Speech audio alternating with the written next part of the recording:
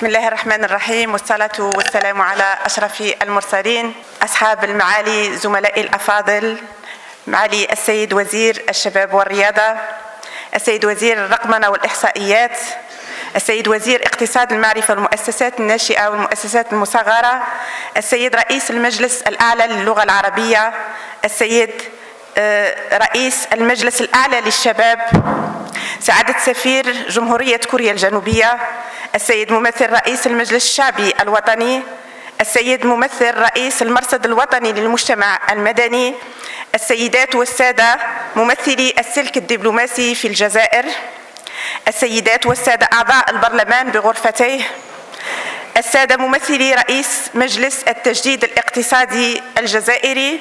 السيد المشرف العام على القافلة الوطنية شاب فكرة، السيدات الفضليات، السادة الأفاضل، الأسرة الإعلامية الكريمة، الحضور الكريم كل باسمه وجميل واسمه، السلام عليكم ورحمة الله تعالى وبركاته.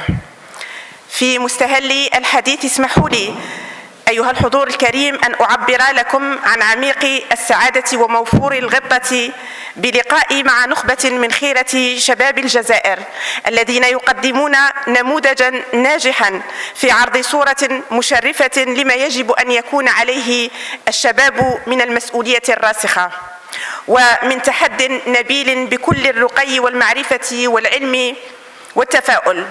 وهم بهذا النجاح والرقي لا شك أنهم سيتركون الأثر الطيب في نفوس الناشئة التي تستعد لرفع التحدي والإسهام بكل القيم المضافة التي تشرف بلادنا وطنيا إقليميا ودوليا. كانت القافلة الوطنية شاب فكرة حلما جميلا،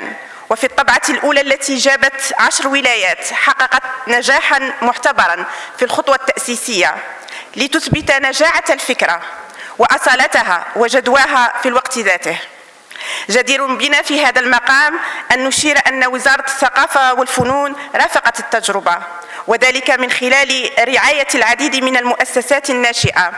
كما نعمل بكل إصرار على مرافقة وترقية المقاولة الثقافية عبر دعمنا لمبادرات الشباب في شتى مجالات الثقافة والفنون والتراث. إن الأهداف الكبرى لهذه المشاريع تأتي في مجملها لتستجيب لرؤية القيادة السياسية في بلادنا، وعلى رأسها السيد عبد المجيد تبون رئيس الجمهورية، الذي ما فتئ يحرص على ضرورة النهوض وتشجيع المؤسسات الناشئة والصغيرة والمتوسطة من خلال دعم الشباب الجزائري وتقريبهم من عالم المقاولاتية والأعمال بما يؤهلهم للإسهام الجاد والفعال في الاقتصاد الوطني والتنمية المستدامة. السيدات الفضليات، السادة الأفاضل، لا يفوتني في الأخير أن أثني على إطلاق المسابقة الوطنية الرقمية شاب فكرة في 10 مجالات اقتصادية مفتوحة لكل الشباب الجزائري، وهي فرصة سانحة لنجدد مرافقتنا لهذه التجارب الخلاقة ونؤكد استمرار دعم المشاريع الثقافية التي ترفعها المؤسسات والجمعيات وتحظى ملفات الشباب بالأولوية والعناية ووفق الأطر القانونية المعمول بها في هذا الشأن. كل التمنيات والرجاء لكم بموفور الحظ والتوفيق، والسلام عليكم ورحمة الله تعالى وبركاته.